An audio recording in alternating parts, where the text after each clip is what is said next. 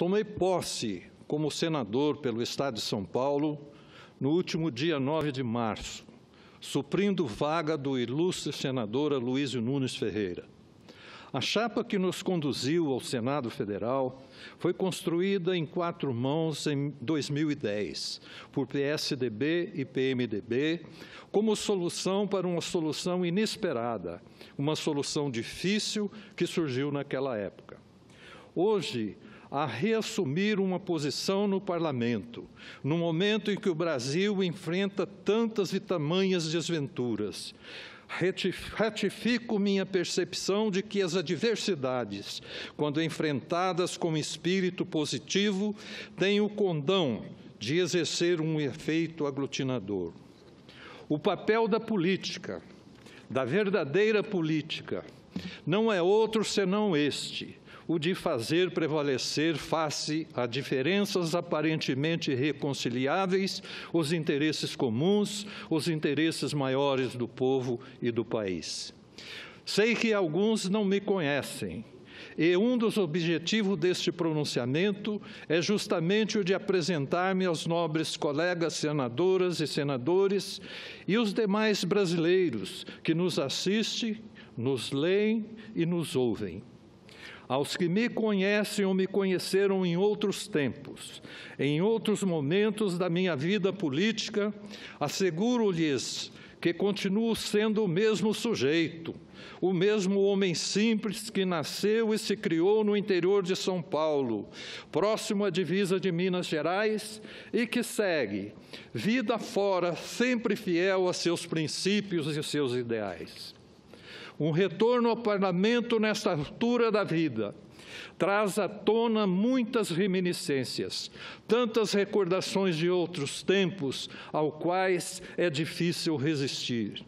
Se compartilho algumas dessas lembranças com vossas excelências, saibam que o faço com a máxima parcimônia.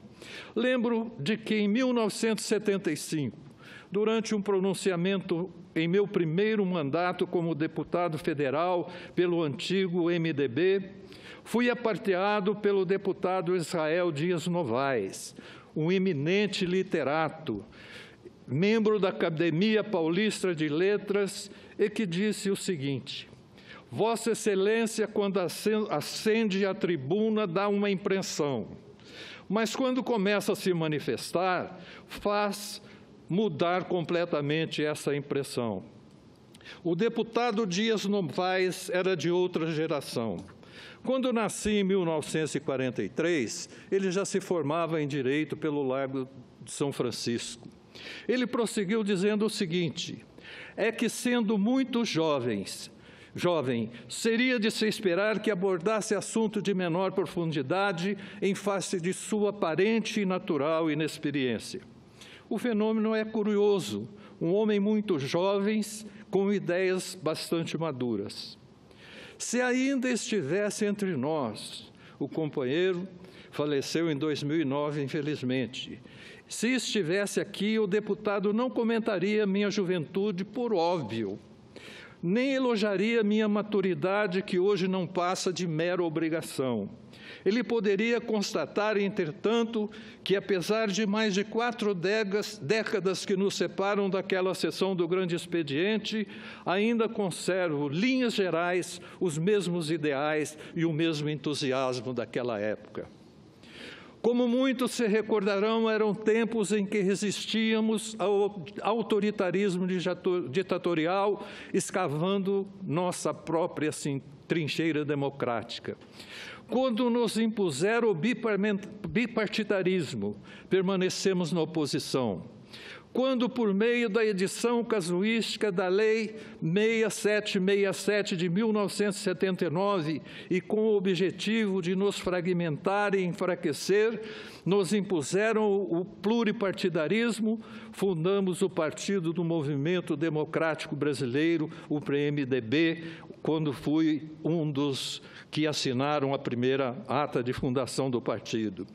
E dessa época, desses tempos de luta e de resistência democrática, que trago uma fidelidade inabalável aos meus ideais, aos meus companheiros e ao meu partido. É por isso que ocupo essa tribuna e me dirijo às mais importantes lideranças do meu país. Foi a lealdade ao partido e aos companheiros que me conduziu a compor a chapa vitoriosa encabeçada pelo grande homem público que é Aloysio Nunes Ferreira, titular deste mandato e hoje ministro de Relações Exteriores. Continuo sendo um municipalista, o mesmo municipalista fervoroso de outrora. Não sei se parte desse fervor advém do fato natural de ser natural de Itirapuã, uma cidade do interior, um pequeno município que ainda hoje conta com pouco mais de 6 mil habitantes.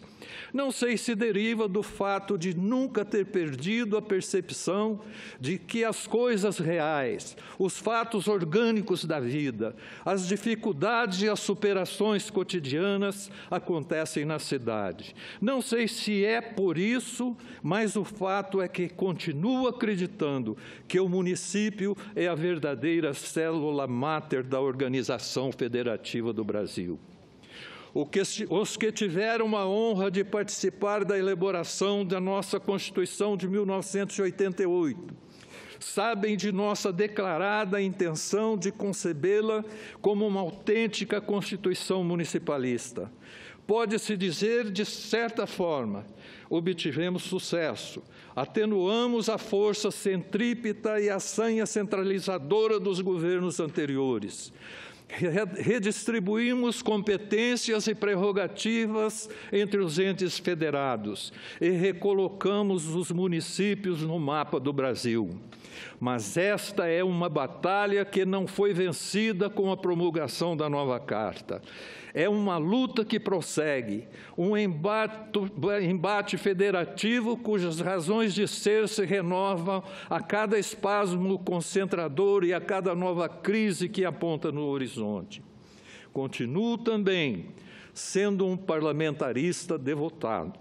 O mesmo parlamentarista que em 1981, quando o deputado federal pelo PMDB de São Paulo apresentou uma proposta de emenda à Constituição visando a introduzir o sistema parlamentarista de governo em nosso país. Sou o mesmo cidadão que, quando da realização do plebiscito de 1993, comemorou apoio ao regime republicano, mas lamentou profundamente a resistência à transição para o sistema parlamentarista. Acredito piamente que o Parlamento brasileiro, a Câmara dos Deputados e o Senado Federal precisam admitir a sua força, precisam ser devidamente responsabilizados pelos seus erros e reconhecidos por seus acertos. Não creio que seja saudável para uma democracia, para qualquer democracia, em qualquer parte do mundo, que um presidente da República seja responsabilizado, louvado ou condenado por toda e qualquer vitória ou derrota de uma nação. Isso definitivamente não é bom para a democracia, e a democracia precisa ser amparada, nutrida e preservada todos os dias. Não seria saudosismo, por certo, dizer que sou do tempo em que o político descia do palanque para dar autógrafos. Sou do tempo em que o voto se ganhava nos comícios, no contato direto com os eleitores, olho no olho, mão na mão. Sou do tempo em que o voto se ganhava no gogó, no uso presencial da palavra, naquele convencimento que só se obtém a partir de uma boa e longa conversa. Sou do tempo que a ditadura tecnocrática do marketing eleitoral, dos seus photoshops, suas estratégias mercadológicas e seus contratos milionários ainda não haviam dominado o cenário político. E, por favor, que não se interprete que esse comentário como uma petição de retorno a um passado supostamente glorioso, um passado idealizado onde tudo era original, melhor e mais autêntico. De forma alguma. Aqueles tempos tinham suas virtudes, mas também seus defeitos, e não eram poucos. A marcha do progresso é inevitável. Quem não a acompanha, quem não contribui e não participa da marcha, acaba esquecido no acostamento de uma estrada qualquer. Isso não significa, entretanto, que não devamos nos perguntar em que lugar deste longo caminho acabou ficando abandonado e esquecido o antigo respeito às instituições. Em que lugar desse caminho de nossa classe, da classe política, perdeu o respeito da população? Em que curva da estrada deixamos de apertar as mãos das pessoas, de qualquer pessoa, em qualquer lugar, e começamos a nos preocupar com nossa própria segurança? Quero que fique registrado que não estou preocupado com a minha ou com a nossa segurança. Não estou preocupado com a segurança dos políticos ou da classe política. Estou preocupado com a segurança do próprio Estado brasileiro. O descrédito de instituições que são o processo arcabouço do nosso projeto de nação. Um descrédito que se traduz em desesperança generalizada e em revolta popular.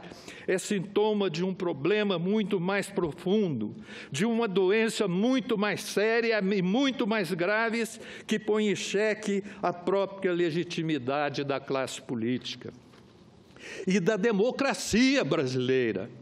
Trata-se de uma questão, a meu ver, não pode ser desprezada nas discussões que estão sendo ou que terão lugar nessa casa. Tenho acompanhado, lá de Franca, minhas cidades, as dificuldades que o país vem passando. Não somos um município grande, temos cerca de 350 mil habitantes. Fomos considerados, em pesquisa recente, uma das melhores cidades brasileiras para se viver. Estamos bem situados no que se refere a saneamento básico e à educação. O primeiro lugar em saneamento do Brasil. E muito disso vem da gestão do nosso último prefeito, o companheiro Alexandre Ferreira. Mas enfrentamos como grande parte dos municípios brasileiros de porte médio e grande, problemas com a mobilidade urbana e com a saúde. A saúde, de fato, é um dos grandes problemas brasileiros. Um problema crônico, cuja relevância foi evidenciada recentemente em uma pesquisa envolvendo mais de 20 mil cidadãos em 18 países latino-americanos. Enquanto os cidadãos de outros países da América Latina consideram que seus problemas mais graves são a criminalidade, o desemprego, a corrupção e a economia, os brasileiros são os únicos que acreditam que o seu principal problema é a saúde. O que mais nos chamou a atenção, entretanto, é que, dentre todos os países latino-americanos, somos aquele em que as pessoas menos confiam umas nas outras, onde menos se confia nos governos, onde as pessoas estão mais insatisfeitas com a economia, onde as pessoas estão mais insatisfeitas com o progresso do país e onde as pessoas estão mais insatisfeitas com suas próprias vidas. Para se ter uma noção, só superamos nesse último quesito a Venezuela. Tenho consciência de que vivemos em tempo de falência institucional, de falência moral, ética e econômica. Tenho consciência que estou assumindo uma posição no Parlamento num momento importante, em meio a uma crise sem precedentes. Precisamos dar uma resposta à altura, precisamos mudar, precisamos de reformas. Sei que é necessário ter coragem para propô-las, como faz o presidente Michel Temer, e ainda mais coragem para aprová-las, que cabe a nós. Nosso debate precisa ser qualificado, fundamentado e, mais que tudo, precisa estar despido de roupagens partidárias. É preciso que levemos em conta apenas o que for melhor para o país e para os brasileiros. De pronto, anuncio que meus esforços estarão concentrados em 3 pilares. Em primeiro lugar, quero trabalhar pela aprovação de qualquer medida que nos afaste da rota de colisão em que nos encontramos. Tenho uma formação na área de contabilidade e do direito, e tendo a enxergar os números, pelo viés das partidas dobradas. Se há débito, tem que haver crédito, não vejo alternativa. O balanço tem que ser equilibrado sempre. Se os débitos superarem os créditos, gastos têm que ser cortados, reformas têm que ser implantadas, senão o país vai à falência. Em segundo lugar, quero trabalhar para revigorar nossa economia. Não se trata de uma questão de retomar posições no ranking do PIB global ou de recuperar lugar entre as principais economias do mundo. A questão é voltar a gerar emprego, é dar trabalho, é devolver a esperança aos brasileiros e brasileiras que vêm passando por dificuldades enormes para sustentar suas famílias. Economia, para mim, se resume basicamente a isso: emprego e renda. O país em pleno emprego gera resultados positivos, aumenta a arrecadação pública, melhora o atendimento à população. E, em terceiro lugar, gostaria de trabalhar para resgatar na alma do cidadão, no espírito da criança e do jovem brasileiro, a confiança e o respeito às instituições. Esse respeito e essa confiança, não nos enganemos, senhor presidente, jamais serão recuperados por meio da doutrinação do marketing ou dos currículos escolares. A confiança e o respeito só serão resgatados quando conseguirmos reformar e transformar para melhor nossas atitudes e as nossas próprias instituições. Senador, muito obrigado, senhor. Senador Ailton Sandoval, me permite uma parte? Com grande prazer, senador Regufe.